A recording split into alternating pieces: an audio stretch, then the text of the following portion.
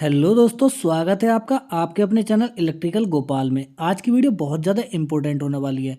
आज की वीडियो में आपके लिए कराने वाला हूँ इलेक्ट्रिशियन से related most important objective question, जो कि डायरेक्टली आपके एग्जाम में पूछने वाला है। यह वीडियो डीआरडीओ टेक्नीशियन ए तथा यूपीपीसीएल टीजी2 के एग्जाम पॉइंट ऑफ व्यू से बहुत ज़्यादा इंपॉर्टेंट होने वाली है, क्योंकि यहाँ मैंने बिल्कुल सिलेक्टेड क्वेश्चन रखे हैं जो कि डायरेक्टली आपके एग्जाम में पूछने वाला है। दोस्तों, अब आपके एग्जाम में ज़्यादा टाइम नहीं बचा है, सिर्फ 2 दिन का समय बचा है। आज देखिए 4 तारीख यहाँ पे हो गई है। 4 और 5 तारीख यहाँ पे 2 दिन का समय आपके पास बचा है। इस 2 दिन के समय में आपको ज़्यादा से ज़्यादा रिवीजन कर लेना है। जो आपने पढ़ा है उसका ज़्यादा से ज़्यादा रिवीजन कर लेना है।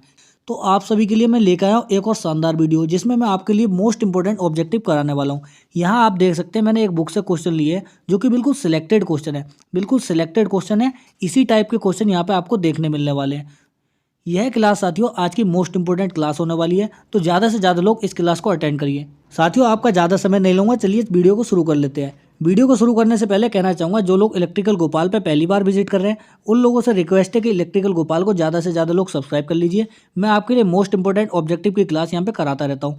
मैं सिर्फ वही ऑब्जेक्टिव कराता हूँ जो कि डायरेक्टली आपके एग्जाम में पूछे जाते हैं। तो साथियों, ज़्यादा से ज़्यादा लोग इलेक्ट्रिकल गोपाल को सब्सक्राइब कर लीजिए। तो चलते हैं आज के पहले क्वेश्चन पे। आज का आप पहला क्वेश्चन देख सकते हैं, जो कि साथियों यहाँ पे ट्रांसफार्मर से रिलेटेड है। आप देखिए, विच of the following connections is best suited for 3 phase 4 wire. आप यहाँ पे देख सकते हैं 3 फेज और 4 वायर के लिए यहाँ पे पूछ रहा है कि कौन से कनेक्शन बेस्ट होते हैं। क्या यहाँ पे डेल्टा डेल्टा बेस्ट होता है, या डेल्टा स्टार, या स्टार स्टार, या star delta. Most important question है साथियों, ये तो डायरेक्टली आपके एग्जाम में पूछने ही वाला है। अब यहाँ पे आप ऑप्शन नंबर बी को देख सकते हैं, डेल्टा स्टार। और डेल्टा स्टार क्यों यूज़ करते हैं? डेल्टा स्टार हम क्यों यूज़ करते हैं 3 फेज 4 वायर में? क्योंकि जो डेल्टा होता है ना, इसमें सिर्फ 3 टर्मिनल मिलते हैं, हमें 3 टर्मिनल मिलते हैं। और जो स्टार होता है इसमें 4 टर्मिनल हमें मिलते हैं। एक टर्मिनल जो होता है इसमें एक न्यूट्रल टर्मिनल होता है। और यहाँ पे ये 3 फेज होते हैं, आर वाई बी, और एक इसमें एक्स्ट्रा टर्मिनल मिलता है जो कि न्यूट्रल होता है। ठीक है, तो इसलिए हम डेल्टा स्टार यूज़ करते हैं। जो डेल्टा स्टार ट्रांसफार्मर होता है वह हम डिस्ट्रीब्यूशन ट्रांसफार्मर में जो यूज़ करते हैं वो डेल्टा स्टार होता है। तो वहाँ तो हो गया क्या कहते हैं, स्टेप डाउन पर्पज से। लेकिन साथियों, जो ट्रांसमिशन पर्पज से यूज़ करते हैं डेल्टा स्टार, वो स्टेप अप में यूज़ होता है। स्टेप अप में यूज़ होता है। यहाँ आपको डिफरेंस पता होना चाहिए। मोस्ट इंपोर्टेंट क्वेश्चन है, ऑप्शन नंबर बी इसका करेक्ट होने वाला है। चलते हैं अगले क्वेश्चन पे। अगला क्वेश्चन आप स्क्रीन पर देख सकते हैं, open circuit test to transformer gives. यानी कि ओपन सर्किट जो टेस्ट होता है वो हमें कौन कौन से लॉसेस यहाँ पे प्रोवाइड कराता है। क्या हमें परीक्षण मिलते हैं जब हम ओपन सर्किट टेस्ट को परफॉर्म करते हैं? क्या यहाँ पे हमें हाइस्टेसिस लॉस मिलते हैं, क्या एडी करंट लॉस मिलते हैं, या हाइस्टेसिस एंड एडी करंट लॉस दोनों मिलते हैं, या इसमें कॉपर लॉस मिलते हैं? आपको साथियों यहाँ पे करेक्ट आंसर बताना है। तो करेक्ट आंसर इसका ऑप्शन नंबर सी हो जाएगा। ऑप्शन नंबर सी हो जाएगा, sum of hysteresis and eddy current loss. अब hysteresis and eddy current loss क्यों देता है? क्योंकि यहाँ पे जब हम ओपन सर्किट टेस्ट ट्रांसफार्मर में परफॉर्म करते हैं तो ये हमें आयरन लॉस देता है। आयरन लॉस हमें प्रोवाइड कराता है। अब आयरन लॉस जो होते हैं वो हाइस्टेसिस लॉस और एडी करंट लॉस दोनों का प्लस, यानी कि इन दोनों को सम करके ही हम आयरन लॉस यहाँ पे बोलते हैं, जो कि ट्रांसफार्मर की कोर में ये लॉसेस होते हैं। अब ओपन सर्किट टेस्ट के बारे में मैं आपको थोड़ा बता देता हूँ। जो ओपन सर्किट टेस्ट हम ट्रांसफार्मर में करते हैं ना, जो ओपन सर्किट टेस्ट हम ट्रांसफार्मर करते हैं, तो इसकी सेकेंडरी वाइंडिंग होती है, इसको ओपन रख देते हैं। ठीक है, इसको ओपन रख देते हैं, और प्राइमरी वाइंडिंग पे यहाँ हम रेटेड वोल्टेज अप्लाई करते हैं। रेटेड वोल्टेज अप्लाई करते हैं, और प्राइमरी वाइंडिंग पे यहाँ इक्विपमेंट लगे रहते हैं जो कि लो वोल्टेज वाइंडिंग होती है। और हाई वोल्टेज वाइंडिंग जो होती है सेकेंडरी वाइंडिंग, इसको यहाँ पे हम ओपन रखते हैं। जो यह साथियों मैंने आपको पॉइंट बताया ना कि ये रेटेड वोल्टेज पे काम करता है, और लो वोल्टेज वाइंडिंग पे इक्विपमेंट लगे रहते हैं, और हाई वोल्टेज वाइंडिंग जो होती है इसकी ओपन रखते हैं ओपन सर्किट टेस्ट में। यह पॉइंट डायरेक्टली आपके एग्जाम में पूछता है, इसलिए यहाँ मैंने आपके लिए डिस्कस किया है। चलते हैं अगले क्वेश्चन पे। अगला क्वेश्चन आप देख सकते हैं, जो कि बहुत ज़्यादा इंपॉर्टेंट है। In a transformer zero voltage regulation is achieved at load power factor which is. यानी कि जीरो वोल्टेज रेगुलेशन हमें किस पावर फैक्टर पे यहाँ पे मिलती है? किस पावर फैक्टर पे यहाँ पे मिलती है? आपको करेक्ट आंसर यहाँ पे बताना है। क्या जीरो पावर फैक्टर में मिलती है, या लैगिंग पे, यूनिटी पे, या लीडिंग पे? मोस्ट इंपॉर्टेंट ये क्वेश्चन है, आपको यहाँ पे राइट आंसर बताना है। राइट आंसर इसका ऑप्शन नंबर बी हो जाएगा, लीडिंग पावर फैक्टर। अब मैं आपको यहाँ पे बताने वाला हूँ कि जो जीरो वोल्टेज रेगुलेशन होती है और यहाँ पे जो निगेटिव वोल्टेज रेगुलेशन होती है, जीरो और नेगेटिव वोल्टेज रेगुलेशन आपको मिलती हैं लीडिंग पावर फैक्टर में। डायरेक्टली ये क्वेश्चन पूछता है कि जीरो और नेगेटिव वोल्टेज रेगुलेशन मिलती कहाँ है, किस पावर फैक्टर में मिलती है? यह मिलती है लीडिंग पावर फैक्टर पे। ऑप्शन नंबर इसका बी यहाँ पे करेक्ट हो जाएगा। और जो पॉजिटिव वोल्टेज रेगुलेशन होती है वो मिलती है हमें लैगिंग पावर फैक्टर में। तो डायरेक्टली ये क्वेश्चन पूछ लेता है, तो इन पॉइंटों को आप नोट कर लीजिए और आपके एग्जाम में टेक्नीशियन ए का जो अभी 6 से 11 के बीच में एग्जाम होने वाला है ना, उसमें ये क्वेश्चन पूछेगा ही पूछेगा। चलते हैं अगले क्वेश्चन पे। अगला क्वेश्चन आप स्क्रीन पे देख सकते हैं, Scott connection are use for. आपको बताना है कि स्कॉट कनेक्शन हम क्यों यूज़ करते हैं, स्कॉट कनेक्शन को क्यों यूज़ किया जाता है ट्रांसफार्मर में। ऑप्शन नंबर आप यहाँ पे देख सकते हैं कि सिंगल फेज को 3 फेज करने में, या 3 फेज को सिंगल फेज करने में, 3 फेज को 2 फेज करने में, या any of the above. Most important ये क्वेश्चन है। यह क्वेश्चन मैंने 2 से 3 बार इस स्लाइड में क्वेश्चन रखे हैं। वो क्यों रखे हैं, अलग अलग टाइप से स्कॉट कनेक्शन से क्वेश्चन पूछता है, इसलिए यहाँ मैंने ये क्वेश्चन रखा है स्कॉट कनेक्शन का। और आगे भी आपको भी स्कॉट कनेक्शन का एक और क्वेश्चन मिलेगा जो कि अलग तरीके का होगा थोड़ा, और एग्जाम में अलग अलग तरीके से एक ही क्वेश्चन को बार बार पूछता है। अब आप यहाँ पे देख सकते हैं ऑप्शन नंबर सी को देख सकते हैं। ऑप्शन नंबर सी को देख सकते हैं, 3 फेज टू 2 फेज ट्रांसफॉर्मेशन, यानी कि 3 फेज को 2 फेज में यहाँ पे ये कन्वर्ट करता है। जब मान लीजिए जहाँ हमें 3 फेज सप्लाई है और हमें रिक्वायरमेंट है 2 फेज की, तो वहाँ पे हम स्कॉट कनेक्शन को यूज़ करते हैं जो कि 2 फेज में कन्वर्ट कर देता है। और ये साथियों 2 फेज से 3 फेज में भी कन्वर्ट करता है, तो इसलिए मोस्ट इंपॉर्टेंट ये क्वेश्चन है। ऑप्शन नंबर सी इसका करेक्ट हो जाएगा। चलते हैं अगले क्वेश्चन पे। अगला क्वेश्चन आप देख सकते हैं, in which transformer the tertiary winding is use, यानी कि किस ट्रांसफॉर्मर में टर्सरी वाइंडिंग हम यूज करते हैं। मोस्ट इंपॉर्टेंट क्वेश्चन है ये, तो ज़्यादा से ज़्यादा लोग इस क्वेश्चन को कहीं ना कहीं नोट डाउन कर लीजिए, लिख लीजिए, डायरेक्टली आपके एग्जाम में ये पूछने वाला है। अब आप ऑप्शन नंबर यहाँ पे देख सकते हैं बी को, ऑप्शन नंबर बी को देख सकते हैं, स्टार स्टार।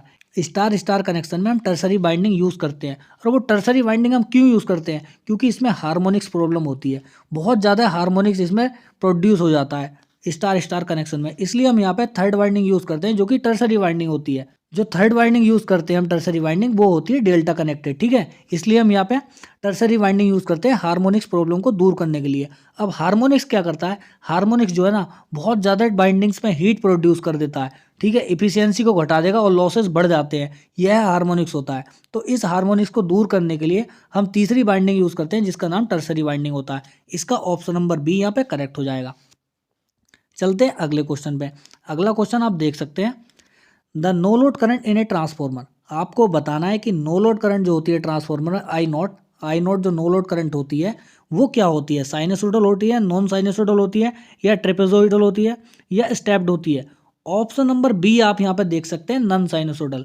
साथियों जो नो लोड करंट होती है ट्रांसफॉर्मर में वो नॉन साइनसोइडल होती है। डायरेक्ट क्वेश्चन ये पूछता है, और एक यह पूछता है इससे रिलेटेड पॉइंट कि नो लोड करंट ट्रांसफॉर्मर में कितने परसेंट होती है, 2 से 5%। नो लोड करंट ट्रांसफॉर्मर में 2 से 5% होती है, और यह करंट नॉन साइनसोइडल होती है। आप इस क्वेश्चन को नोट डाउन कर लीजिए, मैं आपको इसकी पीडीएफ भी प्रोवाइड कराऊंगा, और ज़्यादा से ज़्यादा लोग उस पीडीएफ से भी आप इसको रिवाइज कर सकते हैं, क्योंकि डायरेक्टली ये क्वेश्चन आपके एग्जाम में पूछने वाला है। अगला क्वेश्चन है an isolation transformer has primary to secondary turn ratio. जो आइसोलेशन ट्रांसफॉर्मर होता है उसका टर्न रेशियो कितना होता है, 1:2 होता है, या 2:1 होता है, 1:1 होता है, या कैन बी एनी रेशियो, कोई भी अनुपात हो सकता है। ऑप्शन नंबर सी यहाँ पे करेक्ट होने वाला है, 1:1, यानी कि 2:2 भी होगा या 1:1 होगा, यानी कि समान रेशियो होगा, तो वह ट्रांसफॉर्मर आइसोलेशन ट्रांसफॉर्मर कहलाता है। अब आइसोलेशन ट्रांसफॉर्मर होता क्या है, यह एक तरीके से आइडियल ट्रांसफॉर्मर ही होता है, एक तरीके से आइडियल ट्रांसफॉर्मर इसको हम कह सकते हैं। आइडियल ट्रांसफॉर्मर वह होता है जिसमें तो कोई लॉसेस नहीं होते, नो लॉसेस, कोई लॉसेस नहीं होते, 100% इसकी इफिशियंसी होती है, 100% इफिशियंसी होती है, और इनफाइनाइट परमिएबिलिटी होती है इसकी कोर की, यानी कि इसमें लॉसेस तो होते ही नहीं। आइडियल का मतलब ही होता है कि ये आइडियल है, इसमें ना कोई लॉसेस है, 100% हमें इफिशियंसी मिलेगी, जैसा कि हम इनपुट पे देंगे वैसा ही हमें आउटपुट पे मिल जाएगा, तो इसी को आइडियल कहते हैं एक तरीके से। चलते हैं अगले क्वेश्चन पे।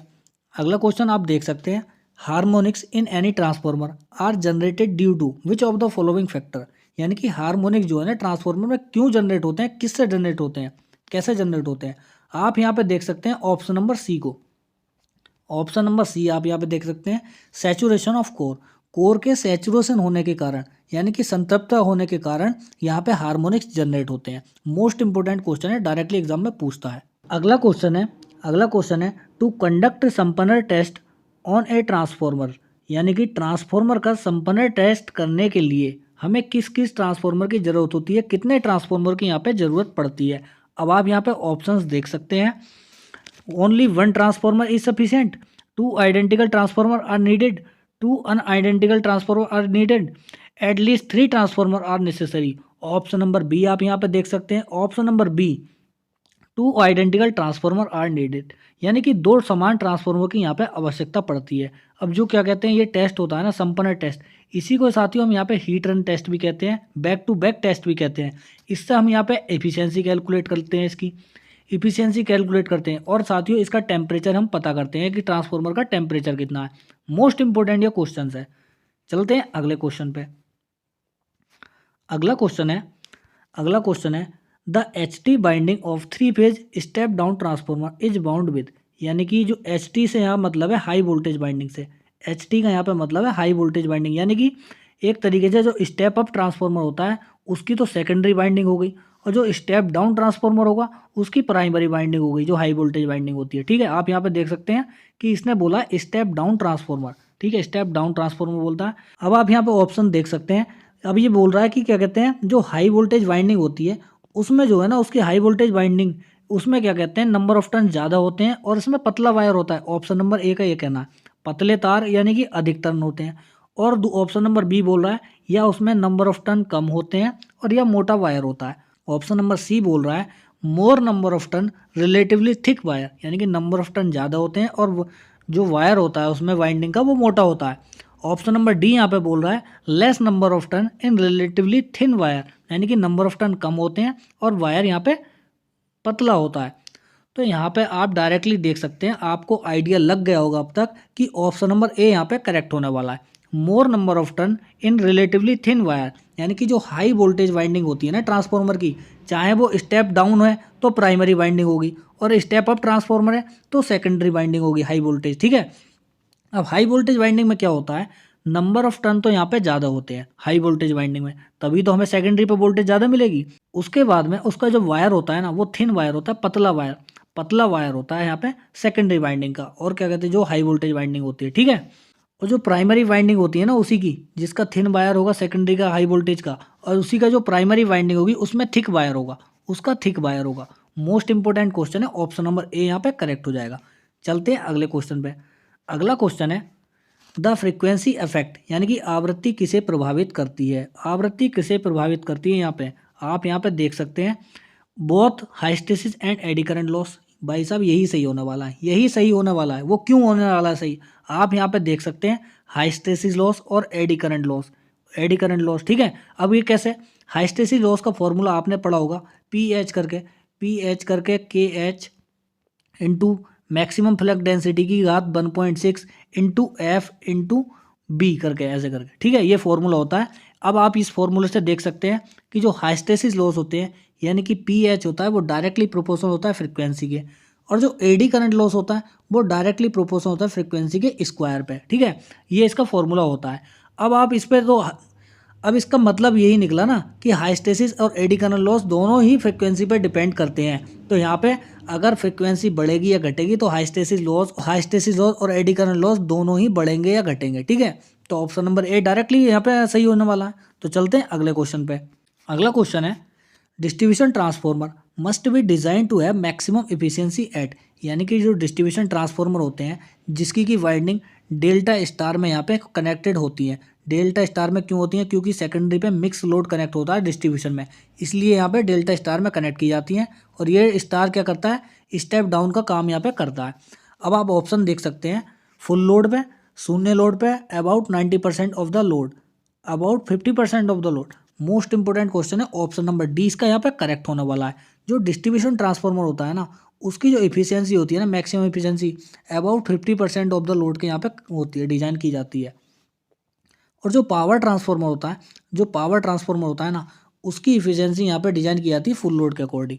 ठीक है, चलते हैं अगले क्वेश्चन पे।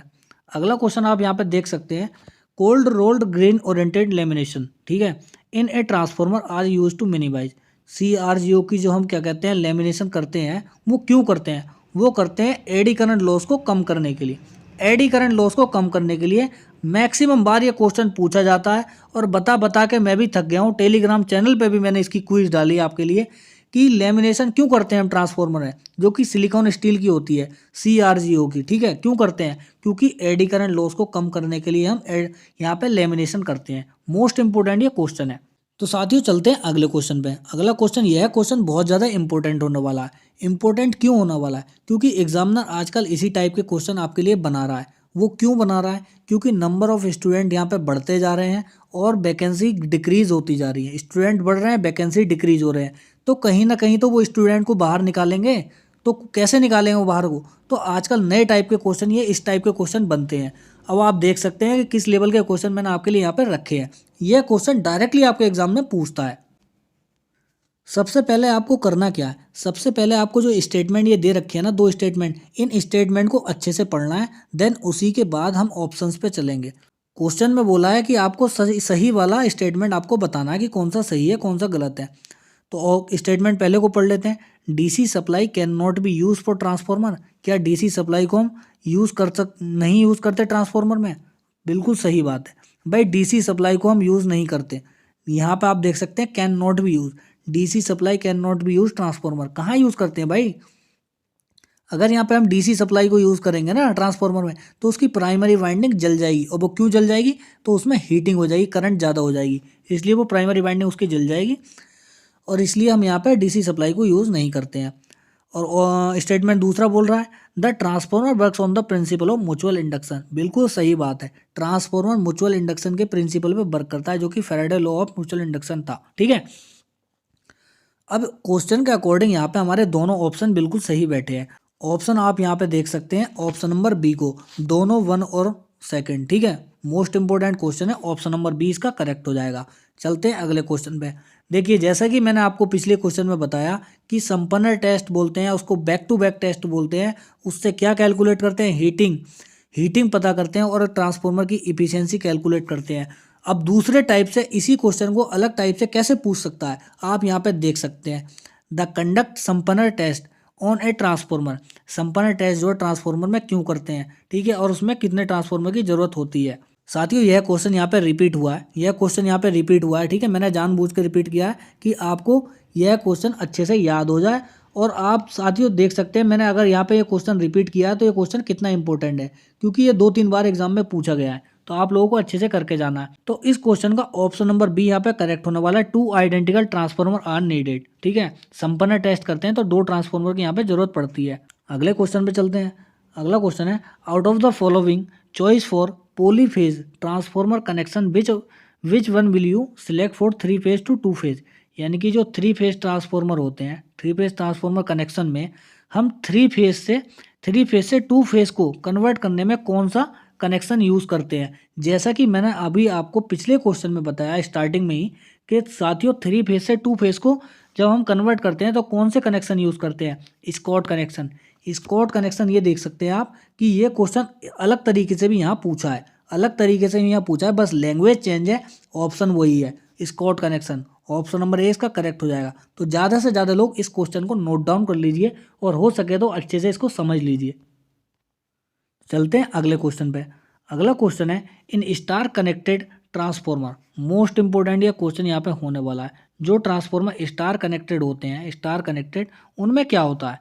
लाइन वोल्टेज इक्वल होती है फेज वोल्टेज के, line voltage equal to √3 phase voltage, या there is no line current, there flow और no phase current. Most important ये क्वेश्चन है, ऑप्शन नंबर 20 का यहाँ पे करेक्ट होने वाला है। अब मैं आपको पूरी डिटेल इसकी बताने वाला हूँ कि कैसे यहाँ पे करेक्ट होने वाला है। मैं यहाँ पे जूम कर देता हूँ। साथियों, आप यहाँ पे देख सकते हैं, यह जो स्टार होता है, स्टार में सबसे पहले मैं बता देता हूँ, स्टार में लाइन करंट बराबर होता है फेज करंट के। लाइन करंट बराबर होती है फेज करंट। ठीक है, डायरेक्टली पूछता है, नोट कर लेना। स्टार में लाइन करंट बराबर फेज करंट, और लाइन वोल्टेज बराबर होता है √3 के फेज वोल्टेज। लाइन वोल्टेज बराबर √3 के फेज वोल्टेज। अब आते हैं हम डेल्टा में। अब डेल्टा में क्या होता है? लाइन वोल्टेज बराबर होती है फेज वोल्टेज के, और लाइन करंट बराबर होती है √3 के फेज करंट। लाइन करंट बराबर √3 के फेज करंट। मोस्ट इंपोर्टेंट ये पॉइंट है। अब आप ऑप्शन को देख लीजिए, ये पूछा है स्टार में। ठीक है, स्टार कनेक्टेड ट्रांसफार्मर जो है उसमें क्या होता है, यानी कि लाइन वोल्टेज बराबर इक्वल होती है √3 के फेज वोल्टेज। तो ऑप्शन नंबर 20 का यहाँ पे करेक्ट हो गया। अब चलते हैं अगले क्वेश्चन पे। यह क्वेश्चन तो सबसे ज़्यादा इंपॉर्टेंट है, बिल्कुल सिलेक्टेड क्वेश्चन मैंने आपके यहाँ रखे हैं, देख सकते हैं। In a transformer the applied voltage leads the no load current by an angle. यानी कि जो अप्लाइड वोल्टेज होती है ट्रांसफॉर्मर में, अप्लाइड वोल्टेज होती है वो नो लोड वोल्टेज से कितने एंगल पे लीड करती है। अब आपको यहाँ ये भी पता चल गया कि वह वोल्टेज लीड करती है। अगर ये बोल देता लैग करती है फिर क्या होता। तो आपको पता चल गया, यहाँ पे क्वेश्चन में बोल दिया कि लीड करती है। अब वो कितने एंगल पे लीड करती है, वो करती है 75 डिग्री एंगल पे। ऑप्शन नंबर ए आप यहाँ पे देख सकते हैं। यहाँ मैं आपको बता दूँ ये इस तरीके से होता है, सप्लाई वोल्टेज यहाँ होती है, ये फ्लक्स होता है। अब यहाँ पे क्या होता है, यहाँ पे नो लोड वोल्टेज होती है, ये यहाँ पे कटता है नो लोड वोल्टेज। अब जो ये एंगल बनता है no load voltage supply voltage के बीच में, ये बनता है 75 डिग्री से तो ज़्यादा होता है और ये 90 डिग्री से कम होता है। एग्जैक्ट 90 डिग्री नहीं होता, कहीं भी एग्जैक्ट 90 डिग्री नहीं होगा। इस क्वेश्चन का 90 डिग्री अगर लगा के आएंगे तो गलत हो जाएगा। 90 डिग्री से कम होगा और 75 डिग्री से ज़्यादा होगा। यहाँ पे इसी के बीच में रहता है, 75 डिग्री मैक्सिमम यहाँ पे माना जाता है। चलते हैं अगले क्वेश्चन पे। अगला क्वेश्चन देख सकते हैं आप, जो कि मैंने थोड़ा अलग टाइप का रखा है, डायरेक्टली ये पूछता भी है। Which one of the following are requirement of a good transformer oil. Transformer oil में सबसे गुड कंडीशन क्या होती है। आप यहाँ पे कथन देख सकते हैं, इसके बाद यहाँ पे उसके अकॉर्डिंग आपको ऑप्शन चूज करने पड़ेंगे। कथन देख सकते हैं, लो विस्कोसिटी, लो वोलाटिलिटी, हाई विस्कोसिटी या हाई वोलाटिलिटी। ऑप्शन नंबर 1 और 2, ये कथन नंबर 1 और 2 यहाँ पे करेक्ट होने वाला है। लो विस्कोसिटी होनी चाहिए और लो वोलाटिलिटी होनी चाहिए, यानी कि कम संयंत्रता और कम वाष्पशीलता। ऑप्शन नंबर आप यहाँ पे देख सकते हैं ए। ऑप्शन नंबर ए आप यहाँ पे देख सकते हैं, ओनली 1 एंड 2। यह क्वेश्चन साथियों आज की वीडियो का लास्ट क्वेश्चन था। यह क्वेश्चन आज की वीडियो का लास्ट क्वेश्चन था। यहाँ मैंने आपके लिए जितने क्वेश्चन आज रखे बिल्कुल सिलेक्टेड क्वेश्चन रखे। आपका 2 दिन बाद जो आपका यहाँ पे एग्जाम होने वाला है, उस एग्जाम में यह क्वेश्चन डायरेक्टली आपको देखने मिलने वाले हैं ट्रांसफॉर्मर से। साथियों इतने इंपॉर्टेंट क्वेश्चन है कि ये प्रीवियस एग्जाम में, अलग अलग एग्जाम में काफ़ी बार ये क्वेश्चन पूछे गए हैं, इसीलिए यहाँ मैंने आपके लिए क्वेश्चन रखे हैं। तो ज़्यादा से ज़्यादा लोग इन क्वेश्चन को अच्छे तरीके से, सिर्फ एक अच्छे तरीके से तैयार करके जाइएगा। ऐसे नहीं कि फॉर्मेलिटी निभा के आप पढ़ लिए और ऐसे ही चलेगा एग्जाम में, ऐसा नहीं चलेगा। एक प्रॉपर तरीके से आपको इन क्वेश्चनों को करके जाना है, क्योंकि ये क्वेश्चन बहुत ज़्यादा इंपॉर्टेंट है। मैं बार बार कहता रहता हूँ इंपॉर्टेंट है, इंपॉर्टेंट है, आप लोग ध्यान नहीं देते, और वाकई में ये क्वेश्चन बहुत ज़्यादा इंपॉर्टेंट है। जो लोग इन क्वेश्चन की वैल्यू समझ रहा है, सिर्फ वही इन क्वेश्चन को अच्छे से कर सकता है और एग्जाम हॉल में अच्छे से करके भी आएगा वो। आई होप दोस्तों वीडियो आपको अच्छी लगी होगी। अगर अच्छी लगी है ना यार, इस वीडियो को शेयर कर दीजिए, ज़्यादा से ज़्यादा शेयर कर लीजिए, और इलेक्ट्रिकल गोपाल को ज़्यादा से ज़्यादा लोग सब्सक्राइब कर लीजिए। दोस्तों इसकी पीडीएफ मैं आपको अपने टेलीग्राम चैनल इलेक्ट्रिकल गोपाल पे प्रोवाइड करा दूंगा, ठीक है। आप टेलीग्राम चैनल पे ज़्यादा से ज़्यादा लोग ज्वाइन हो जाइए। ज्वाइन होने का तरीका मैं आपको बताता हूँ। टेलीग्राम चैनल का लिंक जो है वीडियो के डिस्क्रिप्शन में दिया गया है, आप वहाँ से जाकर टेलीग्राम चैनल पर ज्वाइन हो सकते हैं, और प्रीवियस जितनी भी पीडीएफ वहाँ पड़ी हैं आप उनसे अच्छी तरीके से रिवाइज भी कर सकते हैं। तो मिलते हैं साथियों नेक्स्ट वीडियो में, तब तक के लिए जय हिंद दोस्तों।